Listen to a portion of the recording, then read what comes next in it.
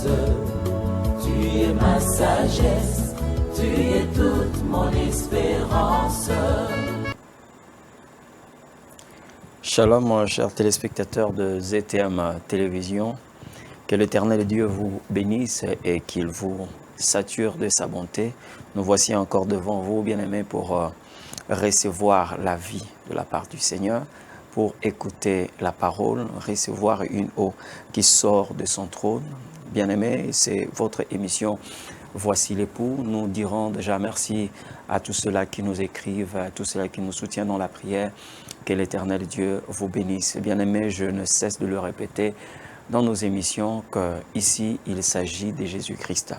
Ici, nous ne parlerons que de Jésus-Christ. Le Saint-Esprit de Dieu a choisi cette émission comme un tuyau, un canal pour déverser la connaissance à son Église. Pour ceux-là qui appartiennent au royaume, bien-aimés, cette émission est pour vous-même. Pour ceux-là qui ne sont pas du royaume de Dieu, vous pouvez saisir cette opportunité de sorte que toutes les promesses qui concernent ceux du royaume soient aussi vos promesses. Bien-aimés, nous sommes en train de parler d'un thème, Jésus-Christ, l'espoir des cas désespérés.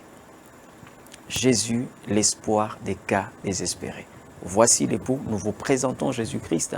Aujourd'hui, par la grâce de Dieu, nous allons découvrir comment est-ce qu'il est vu en tant que l'espoir des cas désespérés. Rapidement, bien-aimés, nous allons lire la parole de Dieu dans le livre de Psaume, chapitre 9, le verset 10.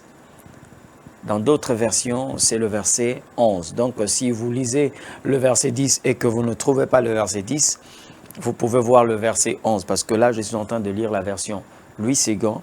Mais pour ceux qui ont, par exemple, Martin 1744, vous pouvez trouver ce verset au chapitre, plutôt au verset 11. J'ai lu la parole de Dieu, Psaume chapitre 9, le verset 10, la Bible dit « Ceux qui connaissent ton nom se confient en toi, car tu n'abandonnes pas ceux qui te cherchent, ô Éternel. » Bien-aimé, ici, c'est celui qui a reçu la révélation de Dieu qui est en train de parler. Et vous qui êtes en train de nous suivre, vous devez savoir, bien-aimé, que l'Éternel Dieu est l'espoir des cas désespérés. Ceux qui connaissent le nom de Jésus, ceux qui connaissent le nom de l'Éternel, se confient en lui. Parce que vous ne pouvez pas vous confier en quelqu'un sans pour autant savoir les capacités, les potentialités qui regorgent cette personne. Mais ici, il s'agit de l'Éternel Dieu dont nous sommes en train de parler. Alors, la Bible dit, il n'abandonne pas ceux qui le cherchent. Donc, Jésus n'abandonne pas ceux qui le cherchent. Et quand nous cherchons Jésus, bien-aimé, nous avons intérêt à le chercher. Nous avons raison.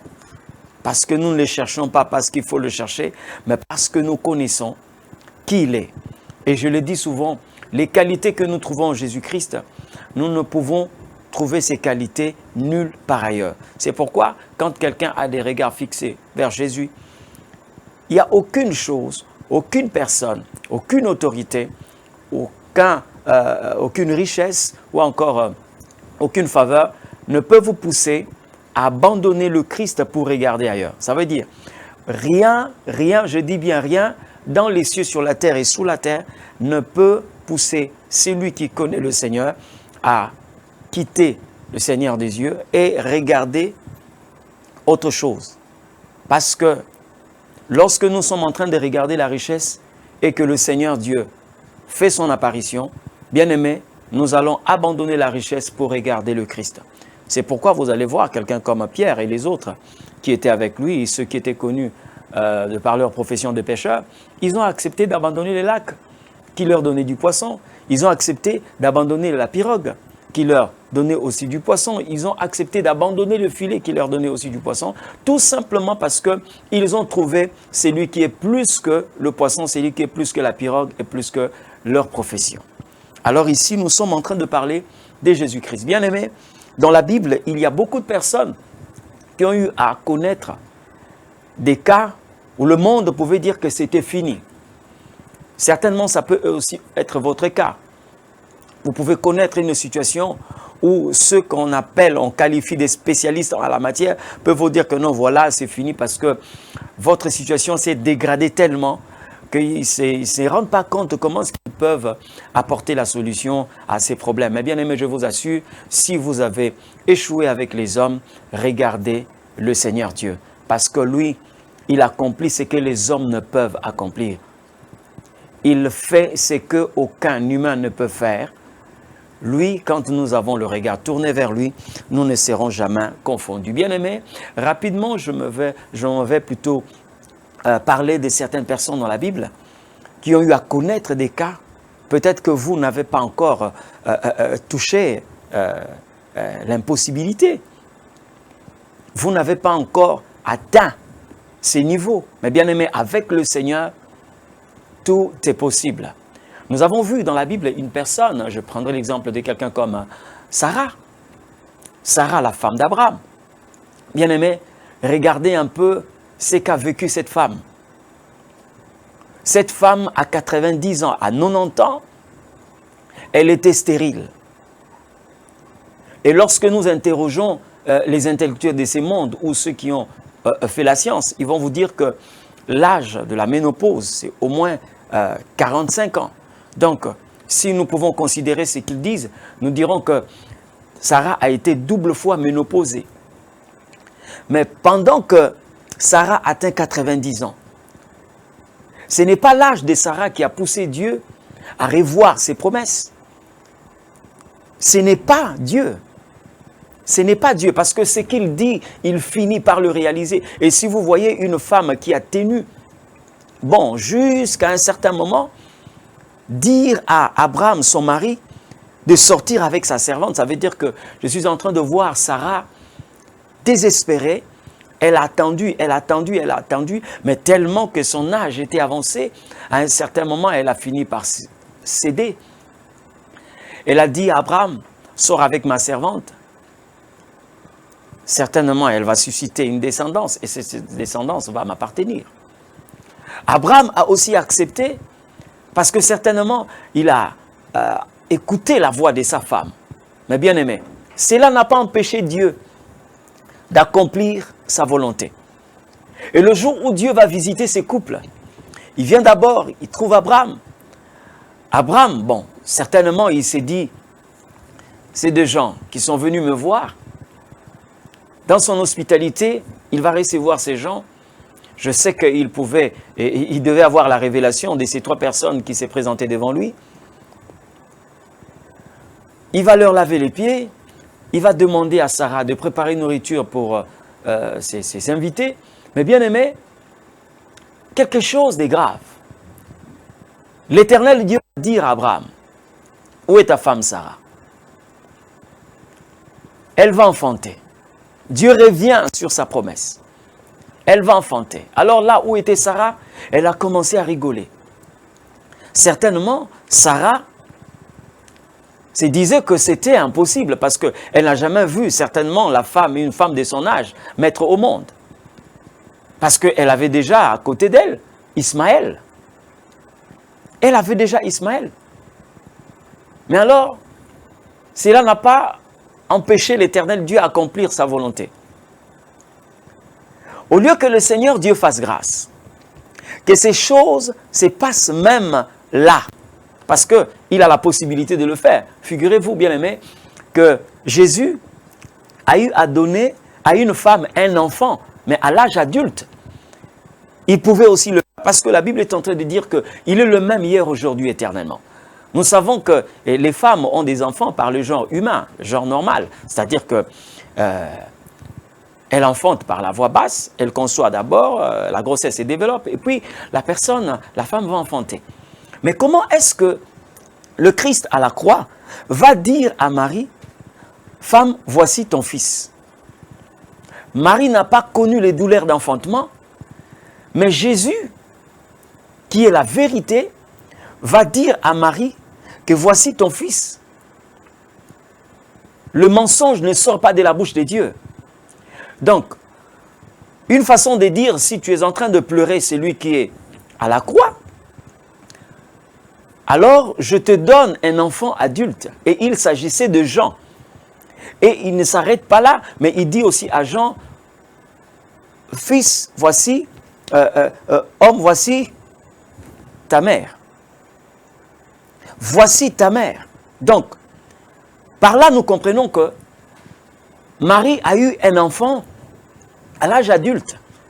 Un enfant qu'elle n'a pas allaité, un enfant qu'elle n'a pas porté dans son ventre, elle n'a pas connu la douleur d'enfantement ni les souffrances de la grossesse, mais l'Éternel Dieu lui a fait ses cadeaux. Vous allez me dire, est-ce que c'est possible? Mais oui, parce que vous voyez déjà que l'Éternel Dieu a créé un homme qui n'a pas connu l'enfance. Il s'agit d'Adam. Dieu l'a créé en tant qu'adulte. Et si Dieu est en train de dire à Marie, femme, voici ton fils, voici ta mère. Est-ce que nous dirons que l'Éternel Dieu était en train de mentir? Non, non, non. Ce n'était même pas aussi un langage voilé, c'était clair. C'est comme nous pouvons le voir dans la nature. Aujourd'hui, on peut prendre par exemple l'œuf de l'aigle et mettre par exemple sous la couvée d'une canne ou encore d'une poule. Mais vous allez vous rendre compte que après l'éclosion, l'aiglon ne va pas appartenir à la poule, parce que quand vous regardez l'aiglon, même de par sa forme, vous vous rendez compte que ce n'est pas le petit de la poule. Et je me dis, est-ce que Dieu n'a pas placé Jean dans le ventre de sa mère? Or, en réalité, Jean avait sa mère. Donc, une femme qui va porter seulement Jean. Or, cet enfant-là appartenait à Marie. Dieu attendait le moment opportun pour dire à Marie que voici ton fils. Une manière de consoler cette dame, cette femme, qui avait seulement porté notre Seigneur. Et à la fin, comme la vérité n'a pas de mère, comme la vérité ne peut pas avoir une mère, alors Jésus va dire à Marie, voici ton fils. Et la Bible dit que Jean a pris Marie et il est resté avec Marie jusqu'à la fin de sa vie. Donc nous sommes en train de voir là, bien-aimé, Dieu en train de parler avec Abraham. Ta femme enfantera. Et quand Sarah est venue, Dieu a réitéré cette promesse. Il a parlé. Mais il y a quelque chose de très important quand, par exemple, Sarah est en train de dire, est-ce que mon Seigneur aura encore des désirs pour venir vers moi? Il y avait deux choses. Sarah s'est rendue compte que Abraham n'allait plus vers elle. Certainement, les dires de Sarah sont en train de montrer que réellement, cette vieillesse a fait de sorte que Abraham ne puisse plus aller vers Sarah comme une épouse. Mais Dieu devait normalement faire renaître cet amour, cette affection. Donc il y a deux problèmes. Il y avait le problème de l'âge, il y avait le problème de ces contacts. Quand Sarah est en train de dire, donc nous devons considérer ces paroles. Est-ce que mon Seigneur aura encore des désirs de venir vers moi? Mais Dieu l'a fait. Donc il a d'abord restauré cette affection et Dieu a rajeuni Sarah. Il lui a rendu capable d'enfanter. Vous voyez? Au lieu même de le faire là, Dieu va dire encore l'année prochaine à la même époque. Et bien aimé, je l'ai déjà dit, lorsque nous parlons de l'année prochaine à la même époque, il ne s'agit pas seulement d'une période, mais il s'agit aussi de la révélation d'un acteur. C'est lui qui était à l'œuvre. C'est lui qui a mené l'accomplissement de cette promesse, c'était Jésus. Figurez-vous que quand le Seigneur est en train de dire l'année prochaine à la même époque, ça fait une année.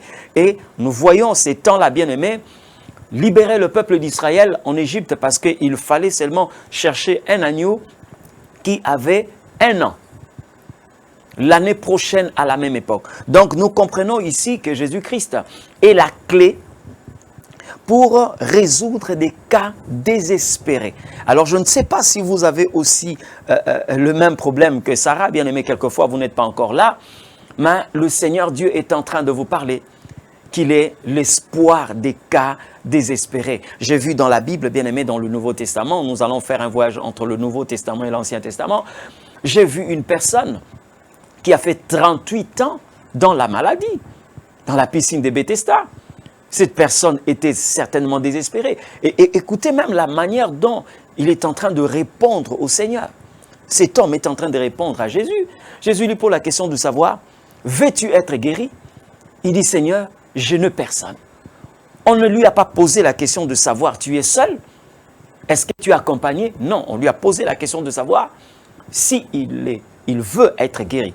Mais il répond, je n'ai personne. Donc c'est quelqu'un qui était vraiment désespéré parce que de par sa propre force, il ne pouvait pas quitter l'endroit où il était et atteindre la piscine. Le premier, lorsque la piscine avait été agitée, il était tellement affaibli, tellement désespéré, mais il ne s'est pas déplacé. Jésus n'est pas venu là pour aider cette personne à aller tomber dans l'eau. Et là où il était, le Seigneur lui a dit, lève-toi et prends ton lit et marche. 38 ans, il a vu des personnes venir et partir. Il en a vu de toutes les couleurs. Mais bien aimé, quand il a rencontré celui qui donne l'espoir à ceux qui sont désespérés, Jésus-Christ ne l'a pas seulement parlé, mais il a aussi accompli ce qu'il avait déclaré sur cette personne. Je suis en train de dire à quelqu'un, vous pouvez atteindre un niveau où le monde est en train de dire que ça, c'est vraiment irréparable, mais avec le Seigneur, tout est possible. Je me souviens encore de ces passages de la Bible qui dit, il y a encore de l'espoir pour tout ce qui vit. Et je suis en train de vous présenter Jésus-Christ, l'espoir des cas désespérés. Bien-aimés, qu'est-ce que vous avez atteint? Qu'est-ce que vous avez connu? Aujourd'hui, bien-aimés, je suis en train de dire à quelqu'un, il ne suffit pas, bien-aimés, que vous puissiez vous décourager aussi longtemps que vous avez encore le souffle de vie. Et je suis forcé à dire à quelqu'un, quand vous êtes avec le Christ, il y a des moments, quelquefois, vous ne vivez pas ce que vous voulez vivre, tout simplement parce que avec le Christ, nous devons cesser de mener une vie ordinaire. Parce qu'avec un Dieu puissant comme Jésus, quand vous menez une vie ordinaire, c'est du gaspillage. Je vous dis que c'est du gaspillage. C'est pourquoi lui-même il dit, voici les miracles, voici les signes, voici les prodiges qui accompagneront ceux qui auront cru à mon nom. Nous devons arrêter avec le naturel, bien aimé, commencer à vivre le surnaturel. Nous devons arrêter plutôt avec l'ordinaire et commencer à vivre l'extraordinaire. Et je bénis Dieu, la manière dont Moïse a commencé son expérience avec Dieu. La manière dont Moïse a commencé sa vocation avec Dieu. Il a vu un buisson qui était en feu, mais qui ne se consumait pas. Il s'est exclamé en disant, quel est ce phénomène extraordinaire? Je suis en train de prier l'Éternel Dieu qu'il te fasse entrer dans ce qui est extraordinaire et qu'il arrête la vie ordinaire et que tu commences ce qui est extraordinaire. Bien aimé, j'ai parlé ici de Moïse. Lui aussi, bien aimé, c'est un cas désespéré. Vous voyez déjà à 80 ans. Mais quand vous êtes d'abord, excusez-moi d'utiliser cette expression, vous êtes sous-logé, vous êtes Mario à 80 ans, parce que Moïse a quitté l'Égypte à 40 ans, il a fait 40 ans, bien aimé, à Madian, à 80 ans. Qu'est-ce que Moïse peut encore faire? Qu'est-ce que Moïse peut faire? Voyez, aujourd'hui, quand vous avez une personne qui atteint déjà une cinquantaine révolue, il est sous le toit parental. Qu'est-ce que les hommes ne disent pas? Qu'est-ce que les gens ne racontent pas? C'est fini, c'est fini, c'est fini. Là, il tend déjà vers la vieillesse. C'est la troisième étape de la vie. Mais bien aimé, le Seigneur a commencé une histoire nouvelle avec quelqu'un qui avait 80 ans. 80 ans. Moïse a commencé à vivre une nouvelle histoire. C'est comme si Dieu avait tout effacé et il a inauguré une page nouvelle. Mais aujourd'hui, bien aimé, quelqu'un de 80 ans, quand il veut se lancer dans une aventure, on s'est dit, mais ça c'est quoi? C'est une folie ou quoi? Mais c'est déjà fini, c'est quelqu'un qui doit s'asseoir et attendre la mort. Mais Dieu dit non. Non, non, non, non. Moïse doit vivre une vie nouvelle. Moïse doit connaître une nouvelle percée. Je suis en train de dire à quelqu'un, ne désespérez pas. Et je vais répéter encore cette parole. C'est vrai que les gens disent, quand un enfant de Dieu n'est pas encore mort, ne mettez pas un point à sa vie.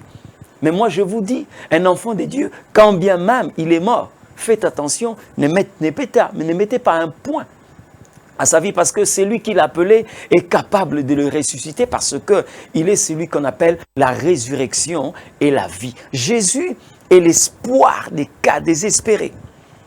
J'aimerais voir encore un autre cas bien aimé dans la Bible. Une personne, les gens qui ont vécu, c'est que aujourd'hui, personne ne peut accepter. Si ça se reproduisait, certainement, nous n'allons pas accorder du crédit à ces genres de personnes. La Bible est en train de nous montrer la famine qui a eu lieu au temps d'Élisée. Il y a eu une grande famine, bien aimé, une grande famine, jusqu'au point où les hommes commençaient à manger la chair humaine. Mais bien aimé, le roi s'est rendu compte qu'il y a un représentant des dieux dans le royaume. Élisée, il a envoyé des gens pour le décapiter. Mais Élisée va déclarer, va livrer une promesse du Seigneur, une prophétie en disant, demain, à la même heure, nous aurons de la nourriture en abondance. Et quelqu'un qui réfléchissait de par son cerveau, il a dit, même si l'Éternel pouvait ouvrir les écluses des cieux, pareil événement ne peut jamais se réaliser. Jésus-Christ, l'espoir des cas désespérés. On ne le condamne pas humainement parlant, parce que certainement il a essayé de jauger l'ampleur de cette famine. Il a vu cette promesse, il a mis la promesse et la réalité sur une balance. Il s'est dit que jamais, jamais une telle promesse. Dites-moi peut-être dans 1 mois, dans 6 mois. Mais il dit demain à la même heure. Comment ça? Mais bien aimé, ce qui est impossible aux hommes est possible à Dieu. Ce que les hommes ne peuvent réaliser, Dieu a la capacité de le réaliser. Ce n'est pas pour rien qu'il est appelé le Tout-Puissant. Il a la capacité de réaliser ce qu'aucun homme ne peut réaliser. Je suis en train de parler à quelqu'un, bien aimé, ne montrez pas au Seigneur Dieu l'ampleur de votre problème, mais montez à votre problème la grandeur de votre Dieu. Vous allez vous rendre compte, tout doit normalement fléchir devant l'Éternel Dieu. La Bible est en train de nous montrer que ces gens qui ont eu à entendre aussi cette promesse, mais l'officier du roi sur lequel il s'appuyait, il a dit pareille chose ne peut jamais se réaliser, même si l'Éternel pouvait ouvrir les écluses des cieux. Mais Dieu n'avait pas besoin d'ouvrir les écluses des cieux. Dieu n'a pas ouvert les écluses des cieux, il a utilisé 4 personnes. Et quel type de personnes? 4 lépreux. 4 lépreux. Dieu a utilisé 4 lépreux. Bien aimé, vous connaissez la lèpre? C'est une maladie qui attaque la peau, qui attaque les yeux, qui attaque le nez et qui attaque aussi les nerfs. Quel que soit le type de la lèpre, que ce soit la lèpre tuberculoïde, que ce soit la lèpre lépromateuse, mais bien aimé, c'est la lèpre. C'est une maladie qui attaque aussi les extrémités, c'est-à-dire les jambes et les mains. Dieu a utilisé 4 lépreux. Mais quand vous regardez bien aimé la situation de ces lépreux, parce que déjà, cette maladie est non seulement infectieuse, mais elle est aussi contagieuse. Donc, les gens qui étaient touchés par la lèpre devaient normalement être isolés. Même si cela ne venait pas d'eux-mêmes, mais la communauté devait normalement les isoler. Ils devaient être en quarantaine, loin de la cité. Alors, quand vous regardez bien aimé la condition de ces 4 personnes, vous découvrez réellement qu'il y a une vérité de l'évangile à l'intérieur. C'est pourquoi je suis en train de dire ici, même cette scène dont nous sommes en train de parler, est en train de présenter seulement l'œuvre de Christ. Vous allez me poser la question, comment? Bien aimé, nous sommes en train de partir, nous sommes en train d'acheminer pour voir comment est-ce que Jésus est révélé dans cette scène comme étant l'espoir des cas désespérés. Bien aimé, lorsque nous commençons à regarder ce qui s'est passé dans la vie de ces gens, premièrement, ils étaient lépreux. Ça veut dire, ils avaient la maladie. Deuxièmement, parce que là, nous sommes en train de parler de maux dont souffraient ces personnes. Non seulement qu'ils étaient lépreux, mais ils souffraient d'une discrimination. Le rejet. Même la personne la plus proche, c'est-à-dire les membres des familles, devaient normalement le rejeter. C'était la condition. Même la femme qui avait déclaré pour le meilleur et pour le pire, devait normalement mettre un tel homme de côté. Même les enfants qu'on aimait devaient normalement rejeter une telle personne, même si c'était notre papa. La troisième des choses, ces gens-là dépendaient des autres. Parce qu'ils ne pouvaient pas manger. La nourriture qu'ils mangeaient venait de la cité, de la ville. Et pour vous rafraîchir la mémoire, lorsque on avait des lépreux qui étaient mis en quarantaine, ceux-là qui préparaient devaient normalement leur donner de la nourriture, mais avec des trucs qui étaient comme de pagaie. Donc on mettait l'assiette et on les appelait et on leur remettait de loin parce qu'on ne pouvait pas être proche parce que tout celui qu'un lépreux touchait devenait souillé. Alors ces gens-là dépendaient de ceux qui étaient en ville. Maintenant là dans la ville, il y a la famine. Ceux de la ville n'ont pas quelque chose à manger. Alors comment est-ce que vous allez vivre? Comment est-ce que vous allez vivre? Non seulement que vous êtes malade, mais la famine s'est invitée aussi. Non seulement qu'ils ont des douleurs, mais aussi il y a la famine qui s'est ajoutée. Quel désespoir, mes bien-aimés. Écoutez ce que la Bible est en train de dire. J'aimerais que nous puissions lire ces textes de la Bible. 2 Rois chapitre 7, le verset... nous pouvons commencer au verset 6. La Bible est en train de nous montrer comment est-ce que ces gens-là se sont comportés. Écoutez. 2 Rois chapitre 7, le verset 6. Le Seigneur avait fait entendre dans le camp des Syriens le bruit des chars et le bruit des chevaux, le bruit d'une grande armée, et ils s'étaient dit l'un à l'autre, voici le roi d'Israël a pris à sa solde contre nous le roi des Éviens, le roi des Étiens plutôt, et le roi des Égyptiens, pour venir nous attaquer. L'Éternel des armées, oui, voyez un peu, donc, excusez, pour venir nous attaquer, point. Là, c'est la manière dont on est en train de nous présenter cette situation. Ces gens-là ont pris la décision. Je sais qu'ils étaient dans ce que nous appelons la direction inconsciente de Dieu. Motivés par l'Esprit de Dieu, ils vont être envoyés vers les Syriens. Ils se sont dit eux-mêmes, si nous restons ici, nous allons mourir. Levons-nous et allons vers les Syriens. Parce que si nous restons ici, nous allons mourir. Allons vers les Syriens. S'ils nous laissent la vie, nous allons vivre. S'ils nous font mourir, nous allons mourir. Mais nous irons là-bas parce qu'ils avaient faim. Ils ont commencé à marcher. Bien aimés, déjà qu'ils sont malades, je décris ici comment sont les symptômes de la lèpre. Non seulement qu'ils sont malades, mais ils ont aussi faim. Ils ont commencé à marcher, Pendant qu'ils étaient en train de marcher, la Bible dit dans le camp des Syriens, dans les camps des ennemis, ils ont entendu le bruit des chars et des chevaux. Pendant qu'il n'y avait que 4 personnes malades. Alors si quelqu'un me pose la question de savoir, est-ce que c'est Dieu qui les avait normalement envoyés? Mais pourquoi Dieu ne les avait pas d'abord guéris? Non, non, parce qu'il y a un mystère qui est caché derrière cette intervention divine. Il y a un mystère qui se cache derrière cette intervention divine. Parce que si Dieu les avait guéris, qu'ils partaient vers les Syriens, tout en étant guéris, ils allaient normalement croire que c'était normalement leur force. Et on n'allait pas découvrir ce mystère qui est caché. Et ils pouvaient même rentrer dans la ville au lieu d'aller là où l'Éternel Dieu les attendait. Ils pouvaient rentrer dans la ville parce qu'ils ont été guéris. N'oubliez pas qu'il y a eu des gens, des 10 lépreux, que Jésus-Christ avait guéris. La Bible dit, quand ils se sont rendus compte qu'ils étaient guéris, les 9 sont rentrés dans la ville.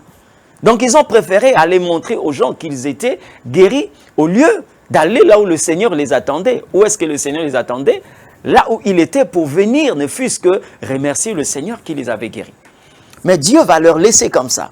Ils sont en train de marcher. Quand ils arrivent là où étaient les Assyriens, plutôt les Syriens, dans les camps des Syriens, bien aimés, ils ont trouvé personne. Tout le monde avait pris la fuite. Non seulement les habitants de ces royaumes, mais aussi l'armée et le roi. Donc, tout le monde avait pris la fuite. Vous allez me poser la question de savoir, est-ce que Jésus est vu là, à l'intérieur? Oui. Pourquoi? Parce que Quand vous lisez ces textes, vous vous rendez compte de plusieurs mystères qu'on est en train de nous révéler ici. D'abord, quand les Syriens disent que le roi d'Israël a pris à sa solde le roi des Étiens et le roi des Égyptiens, quand vous lisez, vous vous rendez compte que c'est au pluriel. Il dit les rois des Étiens et les rois des Égyptiens. Donc, on est en train de confirmer que celui qui est en train de venir est l'Éternel des armées, le roi des armées. C'est-à-dire celui qui dirige les armées. Or, s'il a pris à sa solde tous ces rois-là, ça veut dire que le roi d'Israël devient le roi des rois. Mais nous connaissons très bien que c'est lui qui porte ces titres. Lorsque Jean était conduit dans la gloire de Dieu, pendant qu'il était à l'île de Patmos, il a vu le Christ. Sur sa cuisse, la Bible dit, était écrit « Roi des rois, Seigneur des seigneurs ». Donc ici, les Syriens sont en train de confirmer qu'il y a le roi des rois qui arrive. Le roi de tous les rois. Celui qui est au-dessus des rois est en train de venir. Mais et pourtant, il n'y avait que les 4 lépreux. Vous voyez? Il n'y avait que 4 lépreux. Et ils ont dit quelque chose pour vous montrer qu'en réalité, on est en train de nous parler ici de Jésus-Christ. Il dit, le roi d'Israël a pris à sa solde contre nous le roi des Étiens et les rois des Égyptiens. Mais bien aimé, lorsque vous regardez ces gens-là qui viennent, les 4 lépreux, ils ont été rejetés. Parce que j'ai parlé ici d'une discrimination, la mise en quarantaine. Ils avaient été rejetés. Or, lorsque vous regardez très bien, ces gens-là ne se sont pas exclus eux-mêmes, mais ils ont été rejetés. Ça veut dire que c'est la société qui les avait rejetés. Mais lorsque vous parcourez cette histoire, vous allez vous rendre compte. Ce que le peuple avait rejeté, cela que Israël avait rejeté, ils sont devenus la pièce maîtresse ou le pilier principal. Parce que l'Éternel Dieu s'est servi d'eux pour accomplir sa parole. Bien aimé, le jour où ils sont rentrés en Israël, bien qu'étant lépreux, ils sont rentrés pour donner cette bonne nouvelle et tout le peuple devait normalement être derrière ces lépreux. Parce que ce sont eux qui connaissaient le chemin. Ce sont eux qui connaissaient ce qui était. Donc, tout le monde s'est mis derrière. Donc, ils sont devenus, je dirais, la principale. La principale. Mais est-ce que quand vous regardez cette histoire, vous ne vous rendez pas compte que vous trouvez là le Christ? Parce que la Bible dit, la pierre qu'avaient rejetée ceux qui bâtissaient est devenue la principale de l'angle. C'est-à-dire, tout le monde devait avoir des yeux fixés vers ces 4 lépreux. Tout le monde devait les écouter. Et c'est comme ça, bien aimé, que le Christ est présenté. La pierre qu'avaient rejetée ceux qui bâtissaient. Donc, pour certaines personnes, Jésus n'était rien. On l'avait mis de côté, en quarantaine. Mais bien aimé, quand on a bâti, on s'est rendu compte que sans lui, la maison ne pouvait pas tenir debout. Il est devenu la principale de l'angle. Et c'est ce que vous êtes en train de voir. Nous sommes en train de voir dans cette scène. Les gens qui étaient rejetés. Et c'est là où, quelquefois, lorsque nous ouvrons la parenthèse pour dire que Jésus ne s'est jamais retrouvé dans cette scène où David est allé ramasser les pierres. Parce que si Jésus est présenté comme une pierre, en fait, Jésus n'allait pas être parmi les 5 pierres que David avait ramassées parce que David était un homme. Il représente le commun de mortels. Donc, il ne peut pas ramasser le Christ. Le Christ est plutôt la pierre que David avait laissée dans le torrent. Vous voyez?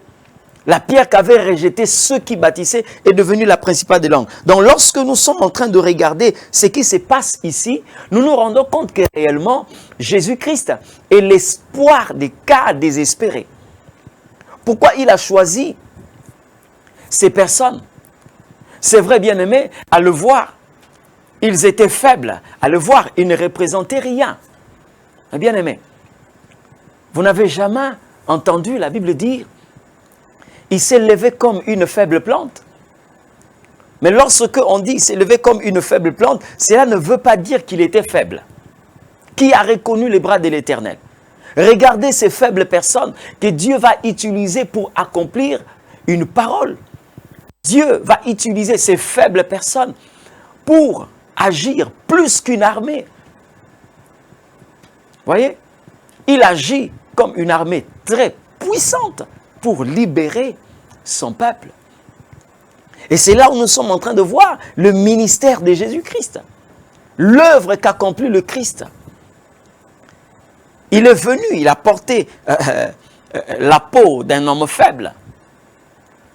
Il a pris la forme d'un serviteur. C'est lui qu'on peut écraser, c'est lui qu'on peut minimiser. Mais bien aimé, c'était pour que la puissance de Dieu se révèle. Pour que la puissance de Dieu se révèle. Je suis en train de rappeler à ceux-là qui nous suivent, vous êtes en train de suivre votre émission Voici l'époux, vous êtes sur ZTM Télévision. Et pour ceux-là qui veulent nous écrire, bien aimés, nous avons notre adresse Facebook Amos Mavungu. Vous voulez nous appeler, notre numéro est affiché au bas de vos écrans. Vous pouvez aussi, bien aimé, vous abonner à notre chaîne YouTube Amos Mavungu Ministries TV. Pour ceux-là qui veulent nous rencontrer, nous sommes à Brazzaville, sur la rue Lomont, numéro 56 bis, dans la commune de Mongali, église Temps des Dieux. Pour ceux qui sont vers Amphilou, nous sommes vers les Bleds, pour ceux qui sont en Philo plutôt, nous sommes vers les Bleds, sur la rue Bambama numéro 13, référence deuxième forage. Pour ceux-là qui sont à Kinshasa, nous sommes dans la commune de Limité, première rue d'Ilandos, avenue Lango numéro 7, église Temps des Dieux. Nous recevons chaque mercredi de 13h à 15h et chaque vendredi aussi de 13h à 15h. Nos cultes, c'est mercredi de 16h à 19h, vendredi de 16h à 19h et dimanche de 8h30 à 11h30. Bien aimé, j'étais en train de parler de Jésus-Christ en tant que l'espoir des cas désespérés. Vous voyez comment est-ce que le Seigneur Dieu a redonné l'espoir à un peuple qui ne voulait même pas penser à un relèvement à un temps tellement court, hein? Un peuple qui ne s'imaginait même pas être visité par l'Éternel à un laps de temps. Dieu n'a pas utilisé, il ne s'est pas saisi d'une semaine, il n'a pas demandé un mois, mais c'était bien aimé, 24 heures, une seule journée, demain à la même heure. Il a accompli ce qu'aucune personne ne pouvait accomplir. Jésus, c'est le Dieu des cas désespérés. Lorsque les gens peuvent commencer à vous dire non, non, non, n'importune pas le maître parce que ta fille est déjà morte, bien aimé, il y a quelqu'un qui a la capacité de remettre, de ramener la vie dans le chef de celui qui est mort. C'est Jésus-Christ. Il a la capacité de dire à quelqu'un, ne t'inquiète pas, ne t'inquiète pas. Il a la possibilité, bien aimé, de dire à une femme, tu peux encore revivre ta vie de femme, même si tu as fait 12 ans dans une maladie, tu souffres d'une perte de sang, tu souffres d'un cancer d'utérus, il a la capacité de le faire. C'est pourquoi je suis en train de dire à quelqu'un, bien-aimé, ne courbe pas ta tête, bien-aimé, ne sois pas désespéré, ne te suicide pas, tu n'as pas intérêt à le faire parce qu'il y a quelqu'un qui est là, bien-aimé, pour faire renaître l'espoir dans la vie de tous ceux qui sont désespérés. Voyez? Cette femme a beaucoup souffert entre les mains des médecins. Certainement, elle a vu des spécialistes de tout genre. Mais un jour, il a rencontré le Seigneur des Seigneurs, Jésus-Christ. Cette femme est redevenue une femme. Même si, bien-aimé, on t'a retenu comme cette femme courbée pendant 18 ans, je te montre une personne. Il s'appelle Jésus. Je te montre celui qui peut te redresser en un instant, au même moment. Le Dieu de tout à coup, il a la capacité de le faire. Quand tu regardes ta vie passée, quand tu regardes, bien-aimé, tes photos, tu n'as pas à te suicider parce que tu te rends compte que c'est le bonheur du temps passé. Aujourd'hui, je suis en train de croupir dans la misère. Bien-aimé, c'est encore possible. Comme a chanté notre bien-aimée, la sœur Nadège, c'est encore possible. Bien-aimé, regardez ce que la Bible est en train de dire. Psaume chapitre 118, verset 22 jusqu'au verset 23. La Bible dit ceci. La pierre qu'ont rejetée ceux qui bâtissaient est devenue la principale de l'angle. C'est de l'Éternel que cela est venu. C'est un prodige à nos yeux. Je te présente les dieux des prodiges. Je te présente les dieux qui accomplissent des merveilles, qui dépassent l'entendement des hommes. Il a la capacité de le faire. Bien-aimé, tu peux te lever là où tu es et dire avec moi, c'est encore possible. C'est encore possible. Je peux encore avancer. Même toi qui es en train de vivre, tu es en train de vivre, bien-aimé, c'est que tu n'as pas imaginé. Tu as tout perdu, mais avec Dieu, c'est encore possible. Tu atteins le niveau de Job, mais laisse-moi te dire, Dieu peut te faire oublier tout cela et parler comme Job. J'ai entendu parler de Dieu, mais mon œil l'a vu. J'aimerais prier avec tous ceux-là qui nous ont suivis. Bien-aimés, pour vous qui n'avez pas encore reçu Jésus-Christ dans votre vie, j'aimerais seulement que vous puissiez faire cette prière avec moi avant que je ne prie avec ceux-là qui ont des cas. Vous êtes à l'hôpital, vous êtes en prison, vous êtes dans votre chambre à coucher, vous nous suivez au bureau. Bien-aimés, c'est encore possible. Je vais prier avec ceux-là qui n'ont pas encore reçu Jésus-Christ dans votre vie. Si vous voulez qu'il devienne l'espoir de votre désespoir, bien-aimé, vous devez normalement le recevoir. Répétez cette prière après moi. Seigneur Jésus, je reconnais que tu es mort pour moi. Tu es ressuscité pour ma cause. Tu as versé ton sang pour ma vie. Aujourd'hui, je t'accepte. Je te donne ma vie. Sois le maître de ma vie. Dirige-moi. Pardonne tout ce que je peux faire loin de toi. J'ai entendu ta voix et j'ai répondu, me voici. Seigneur, je le déclare par la foi que je suis enfant de Dieu, sauvé par grâce, au nom de Jésus-Christ de Nazareth. Seigneur, je viens prier pour tous ceux-là qui nous ont suivis, pour ceux-là qui ont reçu la vie de Dieu, pour ceux-là qui ont accepté de donner leur vie au Seigneur, Dieu Tout-Puissant. Cher Saint-Esprit, que tu les soutiennes au nom de Jésus-Christ. Que ta main puissante, éternelle notre Dieu, les accompagne au nom de Jésus. Je viens prier aussi, Seigneur Dieu, pour ceux-là qui sont désespérés, Éternel, à cause des multiples déceptions, à cause des multiples fausses affaires, Seigneur Dieu, ils sont désespérés. Père de gloire, tu es celui qui fait renaître l'espoir. Et je t'ai prie, Seigneur, d'étendre ta main, Seigneur, afin d'accomplir, éternel notre Dieu, ta parole, toi qui es fidèle. Bien-aimé Saint-Esprit de Dieu, agis puissamment dans la vie de celui qui ne voit plus d'issue, dans la vie de celui qui ne voit plus par où, éternel Dieu, il peut s'en sortir. Éternel, tu es le Dieu qui ferait le chemin même dans le désert. Tu es celui qui ouvre même la main rouge pour faire passer ton peuple. Éternel Dieu, tu n'es pas un Dieu d'hier. Tu es le même, hier, aujourd'hui, éternellement. Je t'ai pris d'accomplir tes promesses dans le nom de Jésus. Bénis encore cette chaîne, ô Père Saint. Ouvre les éclous des cieux. Si tu as eu à visiter la Samarie, si tu as eu à visiter Israël, éternel notre Dieu, pour une seule journée, tu es capable de le faire, éternel notre Dieu, pour cette chaîne qui est une source de bénédiction pour ton peuple. Bénis, éternel notre Dieu, tous les techniciens et bénis, éternel notre Dieu, ton Église. Bénis notre pays, car nous avons besoin aussi de ton soutien et de ta main puissante. Au nom de Jésus-Christ de Nazareth, ainsi nous avions prié et nous disons Amen. Que le Seigneur Dieu nous bénisse. À la prochaine. Merci. Richesse, la source de mes grâces, mon chant d'allégresse, Jésus, tu es ma tendresse, tu fais des promesses qui se réalisent, tu es ma sagesse.